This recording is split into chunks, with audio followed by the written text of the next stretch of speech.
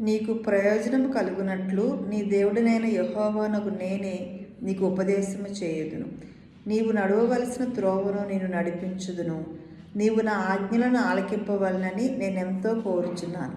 ఆలకించని ఎడల నీ క్షేమము నది వలెను, నీ నీతి సముద్ర తరంగముల వలెను ఉండును. నీ సంతానము ఇసుక వలె విస్తారమగును, నీ గర్భఫలము దాని రేణువుల వలె విస్తరించును. వారి నామము నా సన్నిధి నుండి కొట్టివేయబడదు, మరువబడదు. చూడండి, మనము చేయవలసింది ఒక్కటే పని. మనము సమృద్ధిగా ఆశీర్వదించబడాలంటే, ఇసుక రేణువులంత విస్తారముగా మన జీవితాలు లేకపోతే మన సంతానము అభివృద్ధి చెందాలంటే దేవుని యొక్క మాట వినడం మాత్రమే.